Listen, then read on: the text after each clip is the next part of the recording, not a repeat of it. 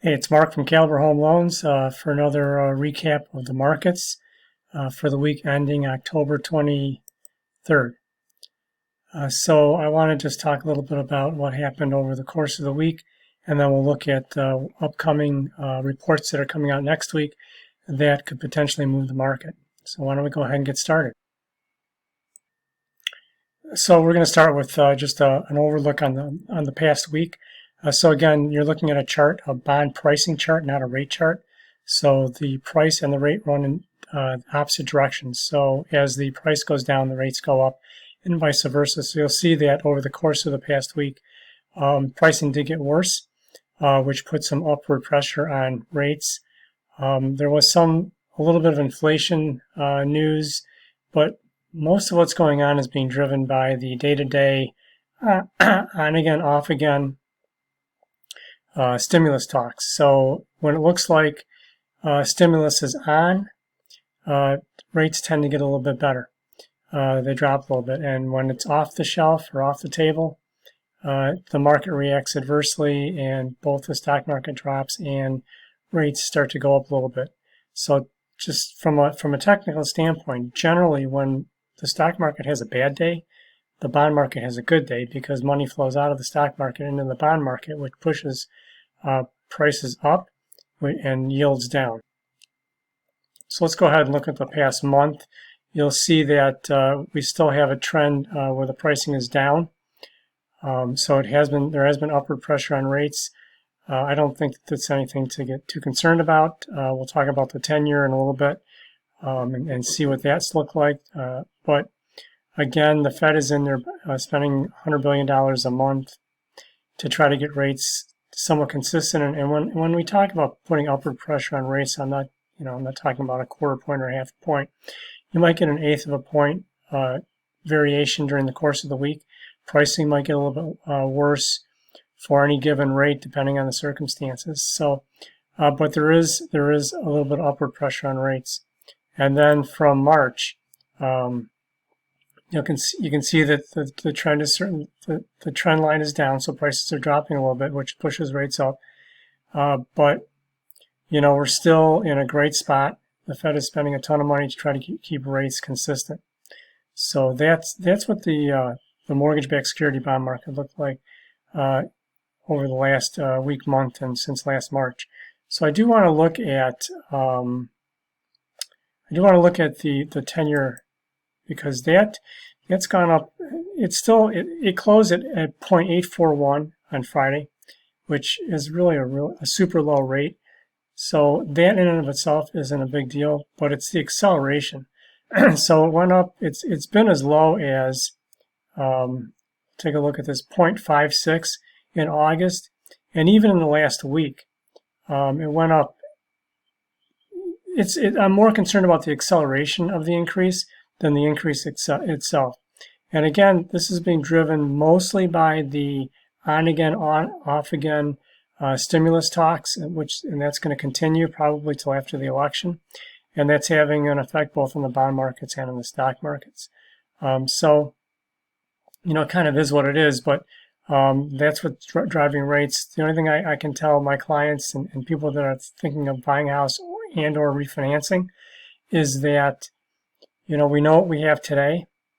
There's a lot of talk that rates are going to remain low all the way through next year. It really depends on what level of bond buying the Fed continues to do. If they start to slow down their bond buying, it's going to have an adverse effect on rates because right now they're still the only buyers in town. Some people say that rates are going to go to 1.5%. I don't think that that's going to happen because there isn't a lender in the country that can handle that kind of volume.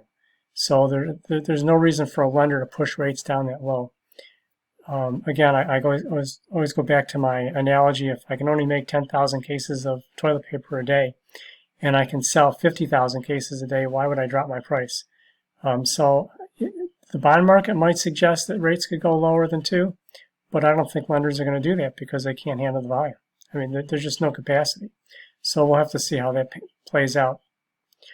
So I do want to talk a little bit about So news came out this week that FHA is going to come out with their own underwriting engine. So little backstory. When we do an automated underwrite on FHA, it actually goes through either Fannie Mae or Freddie Mac. I mean, they've incorporated FHA's guidelines, and it knows that it's an FHA loan that it's underwriting. So FHA, after all these years, is finally going to come out with their own program.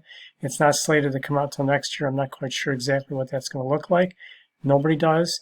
We're not sure if that's going to make it easier or harder to qualify for an FHA, so we'll just have to wait and see how that all plays out. The other news in my industry is that we're revamping the actual mortgage application.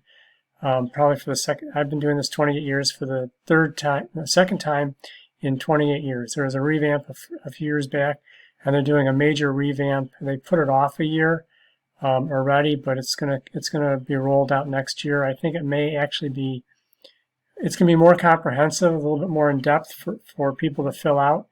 But it's going to give us more information to go with at the beginning, so we'll have to see how that plays out. It's going to be a little bit of a tug of war at the beginning to get everything done. You know, it's up to the originators, the salespeople, to really get to know the new application so they can move through it quickly when they're talking to a client. All in all, so next week we're looking at new home sales on Monday. That can be a driver. Again, good news on Main Street is typically bad news for bonds, so if the new home sales are above expectations, it could push rates up.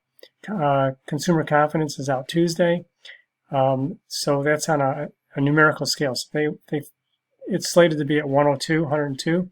So if it comes in higher, that tends to mean that we're all happier than we thought we were, and we're going to spend more money. That's the take. And if we spend more money, it's inflationary. The big ones next week is third quarter GDP. It's expected to be up 32%. So this is really important. So if it's up higher than 32%, it could drive rates up a little bit. If it's up less than 32%, then it's less inflationary, and rates will probably remain the same or maybe even drop a little bit. And then the third quarter employment cost index is out next Friday, and that's a measure of wage inflation. And so again, it's supposed to be up 0.5%. If it's up over that, it's bad for rates. If it's up under that, it's good for rates. And then the PCE core inflation comes out on Friday also, which is a measure of price increase for all domestic personal consumption. Again, weaker numbers are good for us. Stronger numbers are bad for us. Remember, good news on Main Street is considered inflationary by bondholders, so they're going to hedge their bet for the future and want a higher return on their bonds, and they're going to push the rates up. If you have any questions, clients have any questions, it's still a great time to buy, still a great time to refinance. Give me a call, 248-705-8431. Thanks a lot and have a great day.